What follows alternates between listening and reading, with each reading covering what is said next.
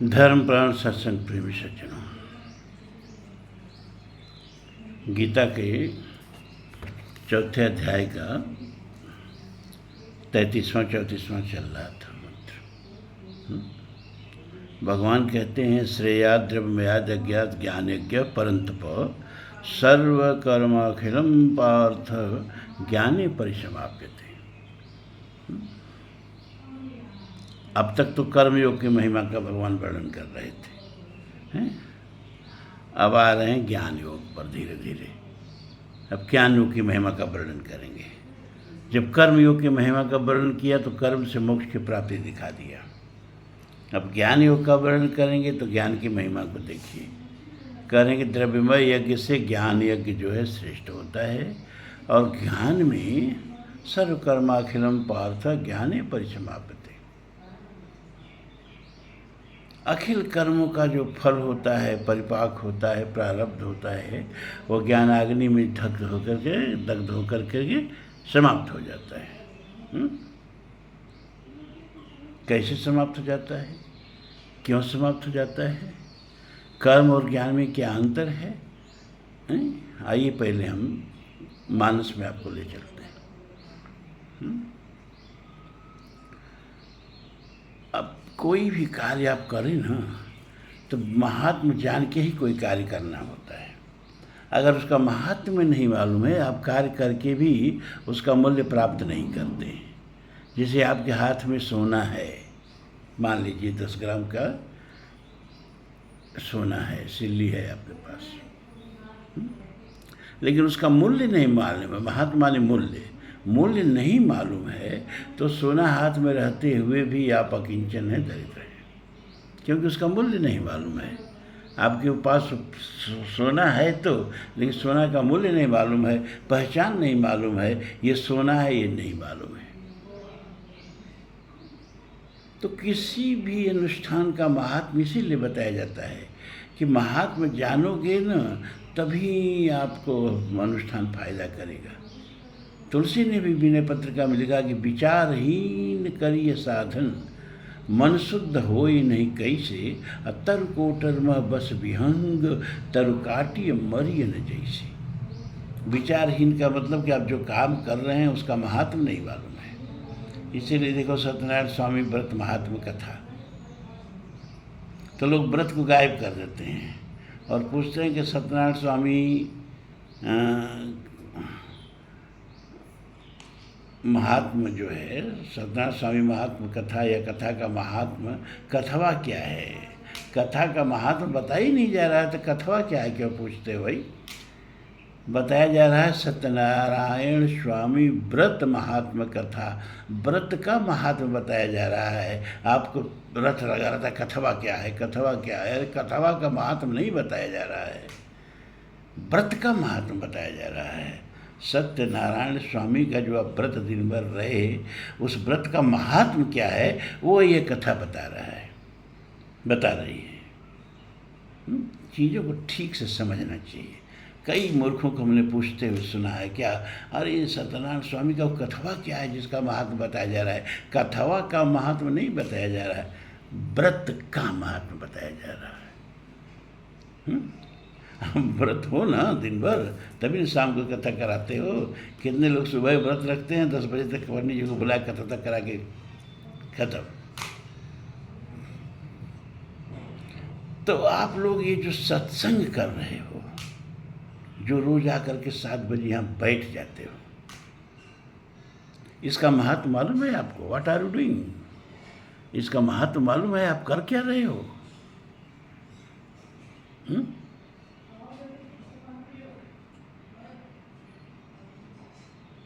इस आप जो कर रहे हो उसका महत्व क्या है, महात्म क्या है, मूल्य क्या है, या ऐसे ही आके बैठ जाते हो फिर चले जाते हो? महात्म जानना जरूरी है। ये ज्ञान यज्ञ है, जो आप आके यहाँ रोज बैठ जाते हो, ये ज्ञान यज्ञ है ना? और आप कहीं तीर्थ करने जाते हो, वो कर्म योग यज्ञ है। आप जैसे प्रयाग जाते हो, काशी जाते हो, जगन्नाथ जी जाते हो, 4 धाम की यात्रा करते हो, अमरनाथ जी जाते हो, वैष्णो देवी जाते हो, गंगा जी में स्नान करने जाते हो। ये सब क्या है? कर्म योग है। और ये जो रोज़ सत्संग करते हो, ये क्या है? ज्ञान योग है।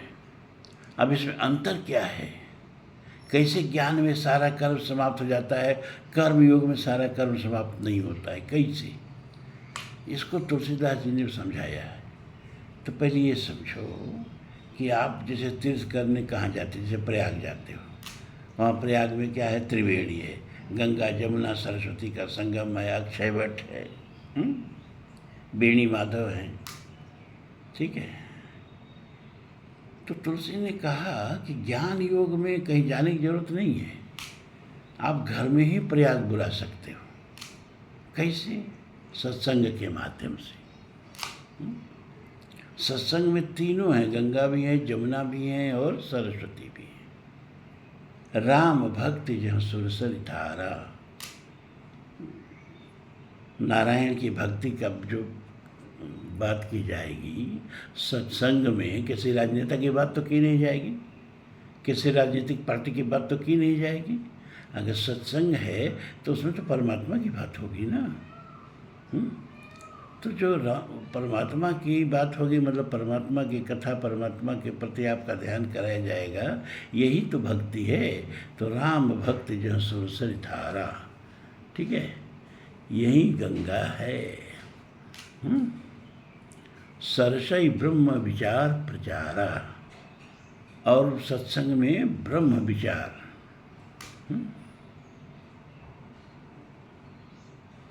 सत्संग कब पूरा होता है, कथा कब सही होती है? तुलसी ने लिखा कि ब्रह्म निरूपण विविध विधि, वर्ण ही तत्व विभाग, कहाँ भगत भगवंत के संयुत ज्ञान विराग। जबकि ब्रह्म निरूपण विविध विधि, विभिन्न प्रकार से आपको ब्रह्म तक पहुँचाने का प्रयास किया जाए, ब्रह्म का निरूपण किया जाए, और तत्व को अच्छी तरह समझाया जाए। ये प्रकृति के 24 तत्व, 25वां पुरुष क्या है, और भक्ति और भगवंत के चरित्र को जहाँ कहा जाए तहाँ समझो कि असली सत्संग हो रहा है। तो ब्रह्म निरूपण विविध विध, यही सरस्वती है। सरसई ब्रह्म विचार प्रचारा, अब विधि निषेध में कलिमल हरनी, क्या करें क्या नहीं करें, करणीय क्या है अकरणीय क्या है, जो कर्म का भगवान ने अभी पीछे बताया है। किम कर्म किम कर्मेति कवयोऽप्यत्र मोहिता, तत्ते कर्म प्रवक्ष्यामि यज् ज्ञात्वा मोक्षसे अशुभात्। तो कर्म क्या है अकर्म क्या है, इसका जहाँ विधिवत वर्णन किया जाए वो सत्संग है। और यही यमुना है। यमुना काली क्यों है? भक्ति की धारा धवल है। सरस्वती के रंग का पता ही नहीं चलता है, वो दृश्य है। लेकिन यमुना काली है। काली क्यों है? क्योंकि कर्म में कुछ कालिमा आ ही जाती है। भगवान ने गीता में कहा ना, सर्वारंभा ही दूषेण धूमेवाग्निवावृता। कोई भी कर्म करो थोड़ा बहुत दोष उसमें आ ही जाता है। जैसे घी का दीपक जलाओ तो भी थोड़ी कालिमा आ ही जाती है। तो यमुना कर्म की धारा है, तो कर्म की जहाँ धारा होगी वहाँ कालिमा आ ही जाएगी। महाराजा दशरथ की जो 3 रानियाँ हैं, वो 3 रानियाँ क्या क्या हैं पता है आपको?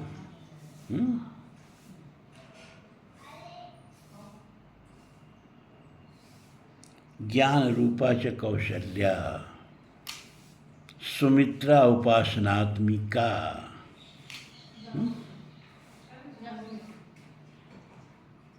और कर्म रूपा ज कैकेयी, वेदो दशरथो नृपो। दशरथ जी ही वेद हैं। और वेद में 3 मुख्य शाखाएं वेद की होती हैं। क्या? कर्मकांड, उपासना कांड और ज्ञान कांड। यही कर्मकांड, उपासना कांड और ज्ञान कांड वेद रूपी दशरथ की 3 रानियां हैं। अब सारा आलोचना कर्म कांड की होती है, कैकेयी की होती है, क्योंकि सर्वारंभा ही दूषेण। अरे राम की कथा से कैकेयी को हटा दो, पूरी राम कथा गायब। राम कथा और राम का सारा गौरव, राम का सारी भगवत्ता, राम का सारा यश कैकेयी के 2 वरदान रूपी पैरों पे खड़ा है। ये 2 वरदान हटा दो तो जैसे पैर हटाता ये आदमी भूमि पर गिर जाएगा। पूरी राम की भगवत्ता, राम का यश, राम का गौरव भूमि पर गिर जाएगा। इतना बड़ा काम कैकेयी ने किया। धर्म की स्थापना का आधार भगवान राम को कैकेयी नहीं दिया, लेकिन उसी की आलोचना होती है। लोग अपने बेटी का नाम कैकेयी नहीं रखेंगे, क्योंकि वो कर्म की धारा है। कर्म योग कैकेयी है। तो न ज्ञान की आलोचना होती है, न उपासना की आलोचना होती है, कर्म की आलोचना होती है, कैकेयी की आलोचना होती है। लेकिन कर्म न हो तो ज्ञान भी बेकार है, उपासना भी बेकार है।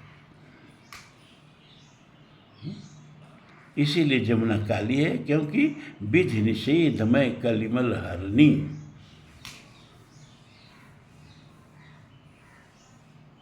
क्या करें क्या नहीं करें, कर्म की धारा है ये यमुना, इसीलिए वो काली है। तो सत्संग में तीनों हो गया। त्रिवेणी में जाके जो 3 धाराएं मिलेंगी, आपके सत्संग में तीनों धाराएं मिल रही हैं। ज्ञान की भी चर्चा होती है, भक्ति की भी चर्चा होती है, कर्म की चर्चा होती है। तो गंगा जमुना सरस्वती यही है जहाँ आप बैठे हो।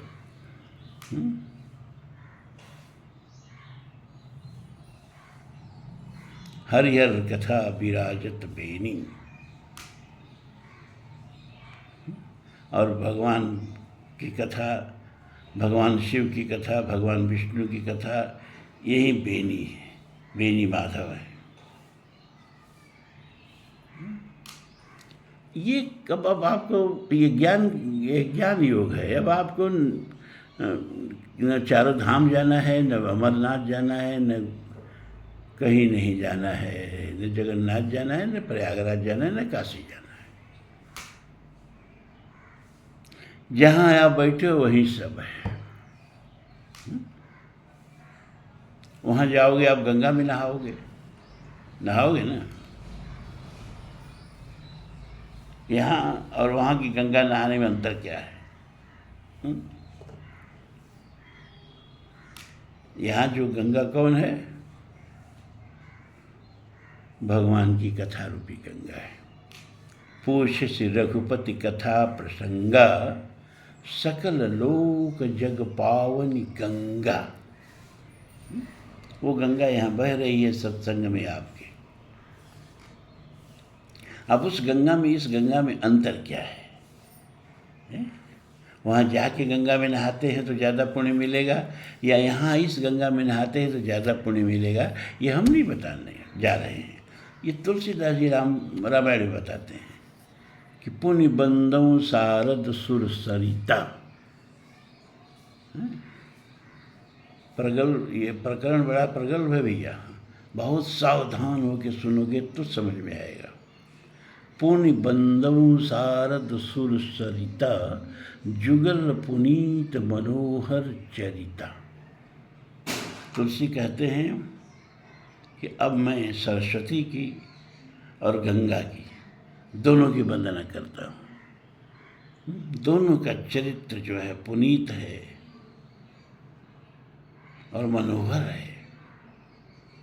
बस अंतर एक है, क्या कि मज्जन पान पाप हर एका। ये गंगा जो है, जब उसमें मज्जन करते हैं, जब उसको जल का पान करते हैं, गंगा जल लव कणिका पीता। शंकराचार्य ने कहा कि भगवत गीता कंचित दीता, गंगा जल लव कणिका पीता। भगवत गीता का थोड़ा सा भी ध्यान और गंगा के एक बूंद जल जो है वो भवसागर पार कराने के लिए काफ़ी है। ये शंकराचार्य ने कहा। तो मज्जन पान पाप हर एका, गंगा में जब स्नान करते हैं, गंगा के जल का जब पान करते हैं तो गंगा पाप हर लेती है। ध्यान दीजिए, पाप हर लेती है, लेकिन पाप करने वाली बुद्धि नहीं हरती है, पाप करने वाली अविद्या नहीं हरती है, बल्कि उस अविद्या के द्वारा किया गया पाप हर लेती है। अविद्या जस की तस बनी रहती है, फिर वो पाप शुरू कर देती है।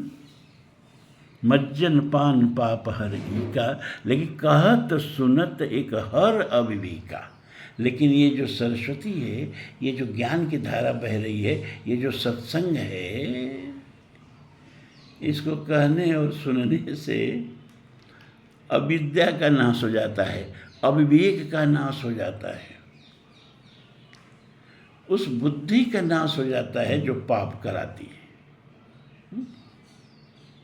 पाप को मारने की जरूरत नहीं है, पाप की जड़ को ही खत्म कर दिया, उस बुद्धि का ही नाश हो जाता है सत्संग में आने से। जो बुद्धि पाप कराती है, अंतर आ गया समझ में, महात्मा आ गया समझ में। जो तीर्थ आप कर रहे हो, इसका जो लाभ है, ये ज्ञान तीर्थ में जो आप बैठे हो, अरे ये जो दौड़ धूप के पैसा लगा के तीर्थ करते हो, इसके पास संग में भी नहीं है। ये मैं नहीं कह रहा हूँ, ये गीता बोल रही है और ये रामायण बोल रहा है। बस आपको महात्मा मालूम होना चाहिए, व्हाट आर यू डूइंग, आपको ये महात्मा मालूम होना चाहिए।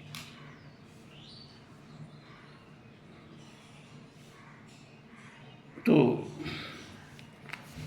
अगला देखें 34वां कि तद विद्धि प्रणिपातेन परिप्रश्नेन सेवया उपदेक्ष्यन्ते ते ज्ञानम ज्ञानिनस्तत्वदर्शिनः। उस ज्ञान की प्राप्ति कैसे होती है? तत्विद्धि, उस ज्ञान को जानो कैसे? प्रणिपातेन परिप्रश्नेन सेवया, गुरु के चरणों में जाकर के प्रणिपात करके, गुरु का बाप बन के नहीं। कितने लोग पहले ही से भरे हुए आते हैं कि हम तो सब जानते हैं, चलेंगे व्यास जी की परीक्षा लेंगे। क्या ही टाइम बर्बाद करते हो? प्रणिपातेन, पूरा आत्मसमर्पण करके, और फिर जो मन में जिज्ञासा है उसको प्रश्न के द्वारा पूछ करके। प्रश्न पूछना बुरा नहीं है, नदी नाव पटु प्रश्न अनेका, केवट उतर सहित सविवेका। तुलसी भी इजाज़त देते हैं प्रश्न पूछने का। अरे हमारे यहाँ उपनिषदों में एक उपनिषद ही है, प्रश्नोपनिषद। सब सुनाएंगे ना आपको, अगर थोड़ा समय मुझे मिल गया तो, आप लोगों के प्रार्थना से ही। उपदेक्ष्यन्ते ते ज्ञानम, और तब जब गुरु के पास शिष्य की पात्रता लेके जाओगे तो गुरु ज्ञान का उपदेश देगा। कैसा गुरु? तत्वदर्शी गुरु होना चाहिए, ज्ञानी गुरु होना चाहिए। अजाको गुरु है आधरा चेला निराखरंत, अंधे अंधा ठेलिया दो को परंत। कबीर, ऐसे गुरु आजकल बहुत घूम रहे हैं। चेला भी क्या है, कोई आवे तो, कबीर कहते हैं, कोई आवे तो बेटा मांगे, यही गोसाई दीजी रे। कैसी दुनिया हुई दीवानी, ना कोई भगत भाव बूझे रे। विज्ञान के सबसे लेटेस्ट खोज आप लोगों को बता रहा हूँ मैं। नेचर पत्रिका में शोध प्रकाशित हुआ है। विश्व की सर्वमान्य पत्रिका न्यूयॉर्क से जो प्रकाशित होती है विज्ञान की नेचर, उसी में प्रकाशित लेखों पर नोबेल प्राइज मिलता है। उसमें अभी एक शोध प्रकाशित हुआ है कि यहाँ कुछ भी पहले ही से हो रहा है। आइंस्टीन ने पहले ही से कह दिया, विज्ञान पहले ही से बोल दिया, लेकिन अब वो प्रमाणित हो गया है। पहले ही से वैज्ञानिक बोलते थे कि यह विश्व में कोई घटना घटित होती ही नहीं है। सारी घटनाएं अपने time continue space, time continue space में, अपने स्पेस टाइम कंटिन्यूम फ्रेम में हर घटनाएं पहले से घटित है। तो जैसे सिनेमा के रील में सारी घटनाएं पहले से घटित होकर रील में पैक रहती हैं, और प्रकाश के सामने जैसे जैसे रील आती है हम पर्दा पर उसको देखते हैं। ठीक उसी तरह से विश्व में सब घटनाएं पहले ही से तय है कि क्या होगा, प्रीडिटरमाइंड जिसको कहें, पहले से सुनिश्चित है, कुछ भी नया नहीं घटित होता है। बरगद का एक छोटा सा बीज ले लीजिए, कभी हाथ में बरगद का निकाल के एक बीज ले लीजिए हाथ में, कितना छोटा बीज होता है, लेकिन उस छोटे से बीज में उतने विशाल वट वृक्ष का सारा अनुशासन जो है संगोपित होता है। उसमें से अंकुर निकलेगा, उसमें से वट वृक्ष निकलेगा, उसको तोड़ा काटा न जाए तो 400-500 वर्ष जिएगा, और 400-500 वर्ष में एक उसमें पीपल का पत्ता नहीं आएगा, एक नीम का पत्ता नहीं आएगा। इतना पहले ही से प्रियार्डेंड है वो, क्या कि उसमें बरगद का ही पत्ता आएगा। तो जैसे एक छोटे से बीज में उस बीज वृक्ष का सारा अनुशासन संगोपित है सैकड़ों वर्षों का, इन द सेम वे इस पूरे ब्रह्मांड में ब्रह्मांड का सब कुछ पहले ही से निश्चित है कि अब क्या होगा, इसके बाद क्या होगा, इसके बाद क्या होगा। ये विज्ञान भी अब इसको मान लिया। विज्ञान से तो हम लोग कुछ लेना देना नहीं है, तो चलिए फिर भी हम बता देते हैं। तद विद्धि परिपातीन परिप्रश्नेन सेवया उपदेक्ष्यन्ते ते ज्ञानम ज्ञानिन तत्वदर्शिनः। गुरु के पास जाओ तो ये मत मांगो बेटी दीजिए, बेटा दीजिए, दुकान में घाटा हो रहा है, ये सब तो एमएलए एमपी भी आपके दे देते हैं सब।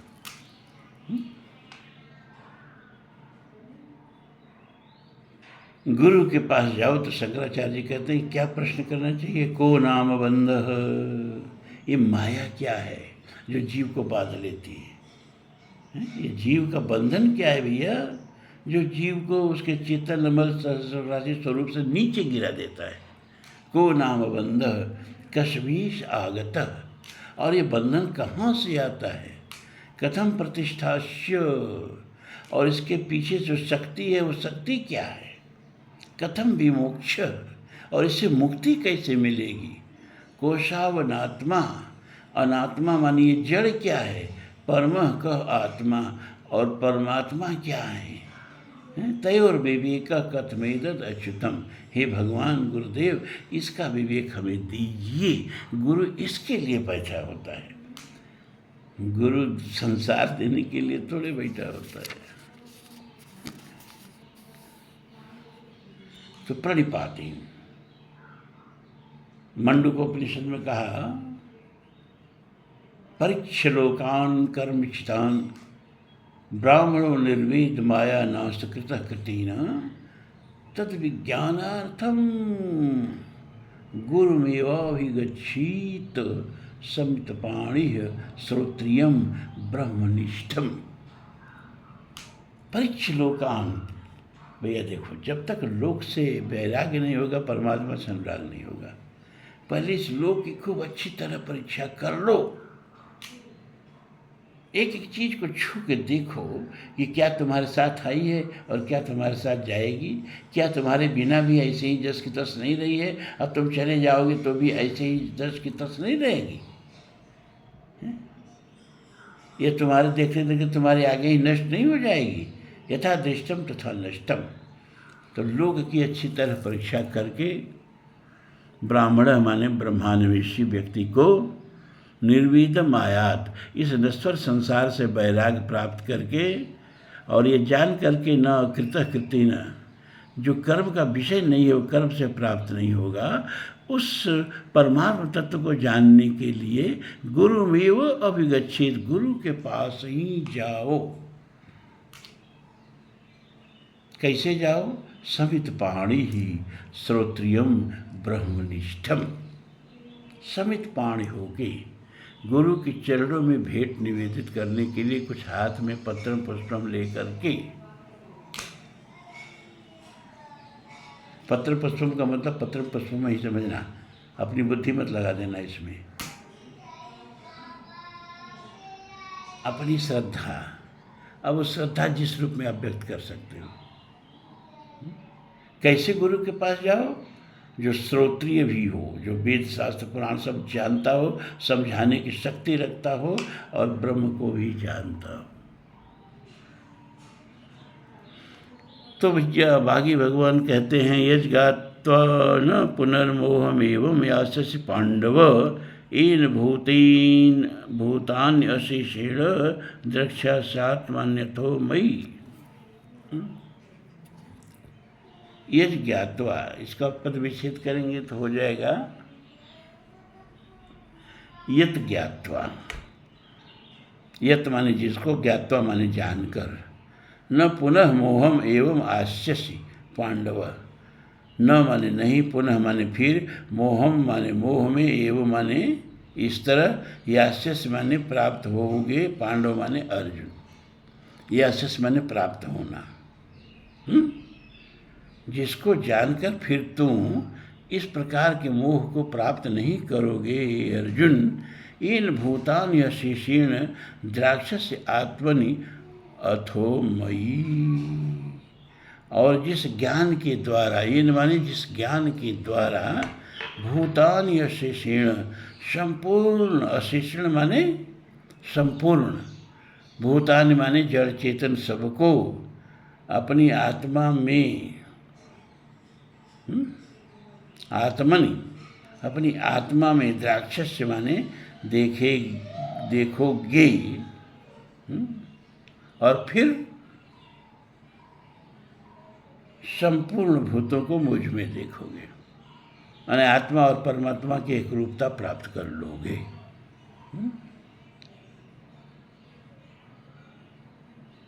भगवान कहते हैं कि जो ज्ञान है ना, इस ज्ञान को जान करके हे अर्जुन तो पुनः मोह को प्राप्त नहीं होगा। और उस ज्ञान को जानने के बाद संपूर्ण भूतों को तुम अपनी ही आत्मा में देखोगे, और इसके बाद संपूर्ण भूतों को अपने समेत मुझ में देखोगे।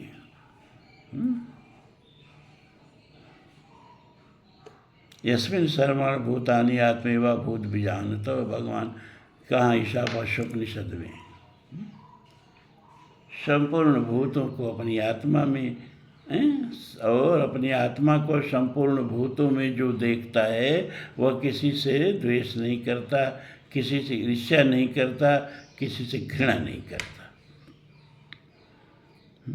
आगे देखिए 36वां। अपचेदस पापेभ्य सर्वेभ्य पापकृतमः सर्वं ज्ञान प्लवैनैव वृजनं संतरिष्यसि। अपचेदस पापेभ्य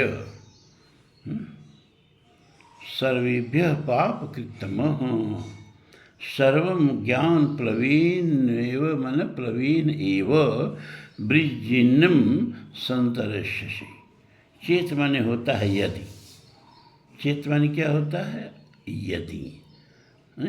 सर्वेभ्य माने होगा सब, पापेभ्य माने पापियों से भी, पाप कृत्य माने अधिक पाप करने वाला है, तो भी हे अर्जुन ज्ञान रूपी नौका के द्वारा निसंदेह संपूर्ण, सर्व माने संपूर्ण, अब वृजिनम माने होता है पाप, संपूर्ण पापों से या संपूर्ण पाप समुद्र से संतरिष्यसि, तू भली भात तर जाएगा।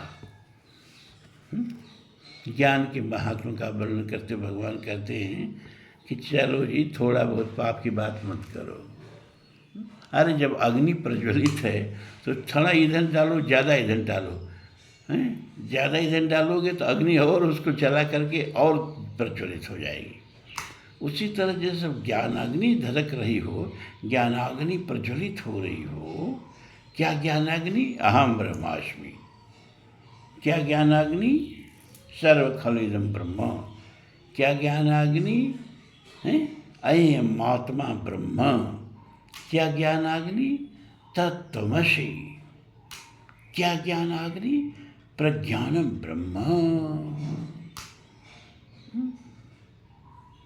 फिर ब्रह्म को उपलब्ध किएगा, न पाप लगता है न पुण्य लगता है। तुलसी ने लिखा, न समरथ को नहीं दोष गोसाई, और रवि पावक सुरसर की नाई। सुरसर जलकृत बारुण जाना, अकबहुन संत करई तई पाना, सुरसर मिली सुपावन कैसे, ईस अनीश अंतर जैसे। बोतल में गंगा का जल ले आके हम सब शुभ कर्म शुभ अनुष्ठान करते हैं, लेकिन उसमें देखते देखते एक बूंद जूठा जल गिर जाए तो जल फिर अनुष्ठान में प्रयोग करेंगे? नहीं करेंगे। और गंगा में तो शहरों के नापदान बह रहे हैं, लेकिन वो गंगा पवित्र है। उसी गंगा से जल ले आए हो ना, जहाँ शहरों के नापदान सब बह रहे हैं। समर्थ में असमर्थ में इतना अंतर हो जाता है। तो भगवान कहते हैं, सुनो ज्ञान की महिमा सुनो। क्या कि तू पापी माने क्या होता है जी? अपचेतस पापिभ्य सर्वेभ्य पाप कृतमा। सभी पापियों से भी जो बढ़ के पापी है। जो सूरदास जी कहते हैं, हव तो पतित सात पीढ़िन को पतित हुई की तरियों। भगवान से कहते हैं, हव तो पतित सात पीढ़िन को। हाँ, सुना है कि आप पतित उदाहरण है ना, तो मैं पतित होके तरने आया हूँ प्रभु। पुण्यात्माओं का नहीं, आप पतितों को उतारते हैं। कौने देव बराय बिरदहित हटि हटि अदम उधारे, अखग मृग व्याध पखान बिटप जड़, जवन कवन सुर तारे, जाऊँ कहाँ तज चरण तिहारे। तो 7 पीढ़ी का पापी हो गए। फिर किसी दूसरे पद में कहते हैं, हरि हो सब पतितन कोटि को। अब सारे पतितों का ये सम्राट मैं आ गया हूँ, मुझे तारो तो जाने। अपना बीरत संभालो।